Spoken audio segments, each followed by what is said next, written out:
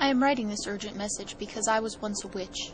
I lived by the stars as an astrologer and numerologist, casting horoscopes and spells. I lived in the mysterious and shadowy realm of the occult. By means of spells and magic I was able to invoke the powers of the controlling unknown and fly upon the night winds, transcending the astral plane. Halloween was my favorite time of year, and I was intrigued and absorbed in the realm of Wiccan witchcraft. All this was happening in the decade of the 60s, when witchcraft was just starting to come out of the broom closet. It was during that decade of the 60s, in the year of 66, that a woman named J.K. Rowling was born. This is the woman who has captivated the world in the year of 2000 with 4 books known as the Harry Potter series. These books are orientational and instructional manuals of witchcraft woven into the format of entertainment. These 4 books by J.K. Rowling teach witchcraft. I know this because I was once very much a part of that world. Witchcraft was very different in the 60s. There were a lot fewer witches, and the craft was far more secretive. At the end of that spiritually troubled decade, I was miraculously saved by the power of Jesus Christ and His saving blood. I was also delivered from every evil spirit that lived in me, and I was set free. However, as I began to attend fundamental Christian churches, I realized that even there witchcraft had left its mark. Pagan holidays and sabats were celebrated as Christian holidays. As time went on, I watched the so-called Christian churches compromising and unifying. I also watched with amazement as teachings from Eastern religions and New Age doctrine began to captivate congregations. It was a satanic setup, and I saw it coming. Illuministic conspirators were bringing forth a one-world religion with a cleverly concealed element of occultism interwoven in its teachings. In order to succeed in bringing witchcraft to the world and thus complete satanic control, an entire generation would have to be induced and taught to think like witches, talk like witches, dress like witches, and act like witches. The occult songs of the 60s launched the Luciferian project of capturing the minds of an entire generation. In the song Sound of Silence by Paul Simon and Garfunkel, we were told of seeds that were left while an entire generation was sleeping, and that the vision that was planted in my brain still remains. Now it is the year 2000. All of the foundations for occultism and witchcraft are in place. The Illuminists have to move quickly because time is running out.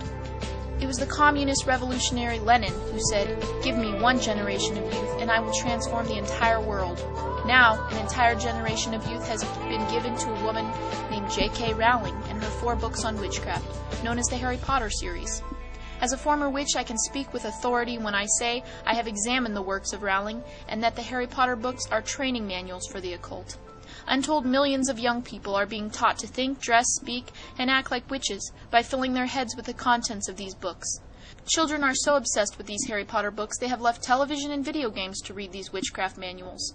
The first book of the series, entitled Harry Potter and the Sorcerer's Stone, finds the orphan Harry Potter embarking into a new realm when he is taken to Hogwarts, School of Witchcraft and Wizardry. At this occult school, Harry Potter learns to obtain and use witchcraft equipment. He also learns a new vocabulary, including words such as Azkaban, Cirque, Draco, Hermes, and several others. These are real names of devils and demons. These are not characters of fiction. How serious is this? By reading these materials, many millions of young people are learning how to work with demon spirits. They are getting to know them by name. Vast numbers of children professing to be Christians are also filling their hearts and minds, while willingly ignorant parents look the other way. The titles of these books should be warning enough to make us realize how satanic and antichrist these books are. The aforementioned title of the first book, Harry Potter and the Sorcerer's Stone, was a real giveaway.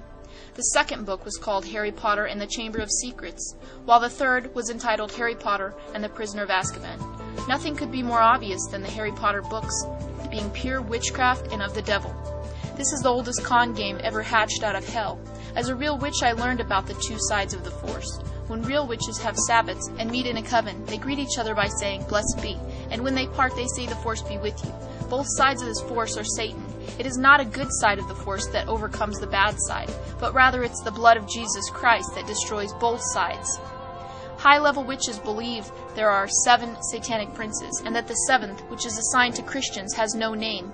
In coven meetings, he's called the Nameless One. In the Harry Potter books, there is a character called Voldemort. The pronunciation guide says of this being, "He who must not be named." On July 8th at midnight, bookstores everywhere were stormed by millions of children to obtain the latest and 4th book of the series, known as Harry Potter and the Goblet of Fire. These books were taken into homes everywhere with a real evil spirit following each copy to curse those homes. July 8th was also the 18th day, 3 6s in numerology 666, from the witches' Sabbat of Midsummer. July 8th was also the 13th day from the signing of the United Religions Charter in San Francisco. Now we have learned that the public school system is planning to use the magic of Harry Potter in the classrooms, making the public schools centers of witchcraft training. What does God have to say about such books as the Harry Potter series?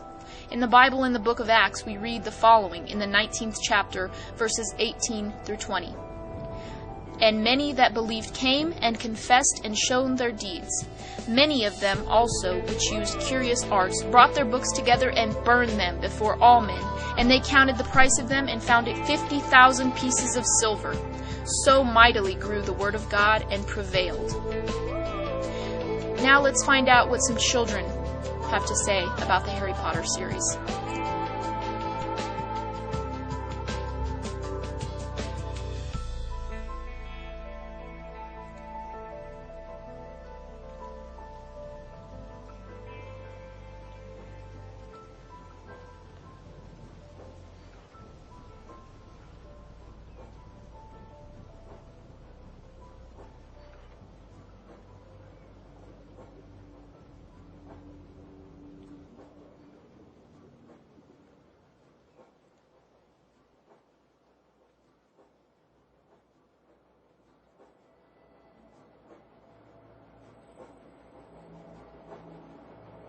These are some comments from young readers of the Harry Potter Wizard books, quoted on a new video by Jeremiah Films.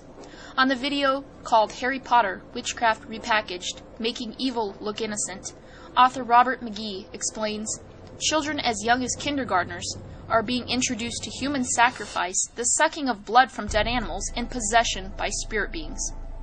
Courts have banned the teaching of Christianity in public schools, but Wicca, which is recognized by the U.S. courts as a religion and given tax-exempt status by the IRS, is taught freely. Harry Potter has become the method of introduction of Wicca to the very young. Harry Potter materials have become much more than a handful of children's fantasy books. Warner Brothers, Coca-Cola, Minute Maid, and Mattel have used the Potter materials to launch games, puzzles, toys, backpacks, and every possible merchandising product. Scholastic, a major supplier of public school teaching aids, has added the Potter literature to its line of curriculum materials. When the name Harry Potter is keyed into the Scholastic website, it returns 268 matches. Jesus returned only 23. Once introduced to the world of wizards, spells, and dark arts, readers of Harry Potter can advance their knowledge and skills in witchcraft and paganism by viewing hundreds of websites available on the internet. Or they can purchase more books on the subject from the well-stocked Wiccan sections in local bookstores. Or they can find over 1,000 volumes on witchcraft available at Amazon. Harry Potter books have taken the world of children's fantasy literature by storm. Over 200 million have been sold in 40 languages. One study shows over half of the children in the Western world have read at least one of the Potter books. Many reported rereading each book several times. But is it just fantasy literature like Snow White and Cinderella? In the Harry Potter video, cult expert Carol Mastracciano points out that in the older stories, evil never prevails. There are no absolutes in his world. What is right depends on the situation.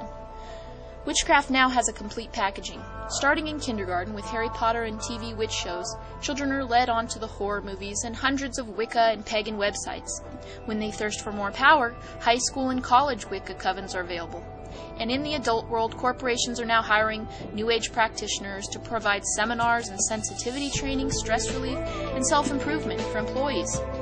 Former Satanist William Snowlubin points out in his book, Wicca, Satan's Little White Lie, that I finally learned in the most graphic fashion imaginable that the difference between witchcraft or Wicca and Satanism is actually non-existent.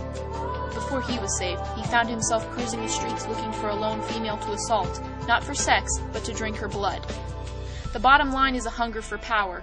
Harry Potter and the rest of witchcraft promises that power, but in the end they discover that Satan is really in charge of the power and only uses it like cheese in a mousetrap.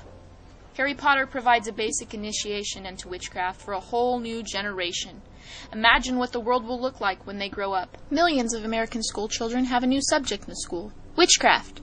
Through the Harry Potter series, the ancient occult religion of Wicca is being introduced to almost every public school in America. Scholastic, the largest publisher of children's books in the world, is supplying Harry Potter materials to millions of school children. Scholastic is also using its unrivaled position in the educational system to flood classrooms and libraries with witchcraft, repackaged as children's fantasy literature. Teachers are encouraged to read the Harry Potter books aloud in class, and millions of kids are being desensitized to the dangers of the occult spirit world.